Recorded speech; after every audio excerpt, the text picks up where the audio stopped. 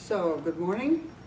Good morning. Good morning. It's January 24th, 2015, Albuquerque, New Mexico. I think one of the questions that is the most asked is,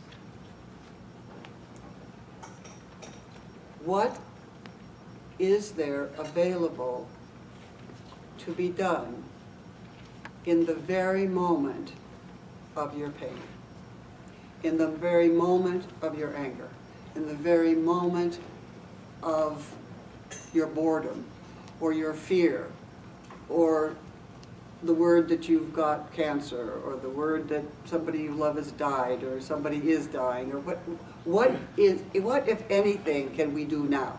Now, not, well, I can go to my teacher in 2 months and pay $2,500 and then I'll feel better. I get that. Or here's another one that I did for years, is go pick up a spiritual book. But these days, I guess that you go to YouTube, right?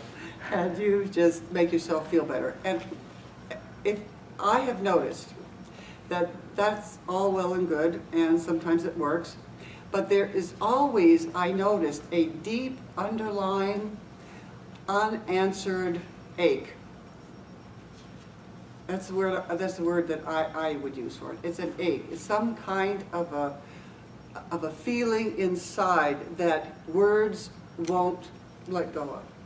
That no matter how often I do the words, after the words and during the words, if I'm paying attention, there's this deep ache. So that's the purpose of this workshop, actually, as far as we can know. And the other thing that I think is exciting for all of us to know is that this is not my workshop. This is our workshop.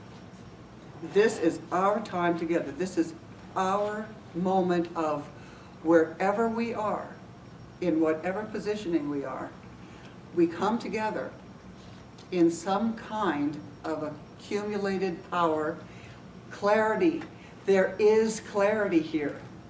It doesn't belong any other place but here. It belongs to and in every single one of us.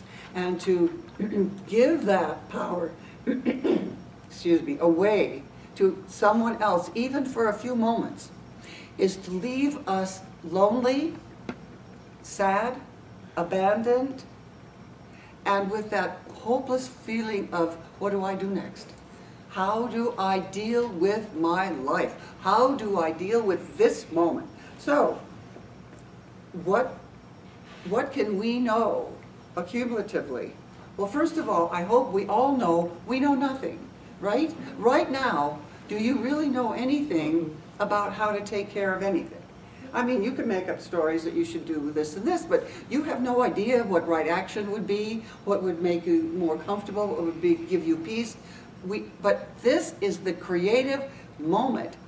This is rambunctious, remember this, Bartholomew? Rambunctious creative potentiality. What did that mean?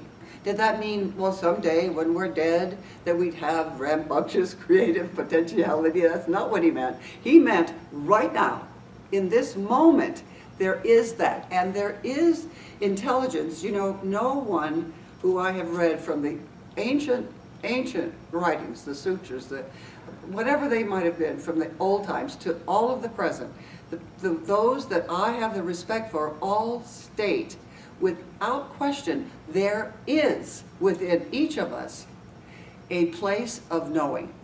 Now, does that tell us what time to go to the grocery store? Does that tell us what route to take when we're driving our car? I don't know about that. That's up to you. But I do know this. There is a place inside, if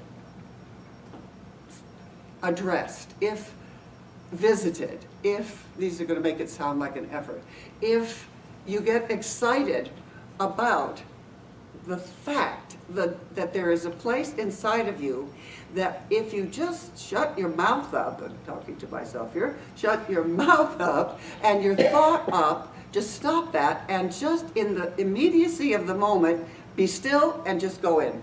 just, I mean, people say, what do you mean go in? I said, well, you know, go in, you know, do what you want. Go up, go down. Somebody says, well, no, mine's up. I said, then go up. You know, wherever you have appointed as this point of power, please just go there. In the silence of the instant, shut up and go there. And then, remember Bartholomew was always saying that we would pray and pray and pray, and then just when they were about to give us the answer, we'd get up and leave. Right? Remember that? Well, this is about staying with it. Staying with what? Staying with what's uncomfortable. Staying with what we don't know that we could possibly know anything about.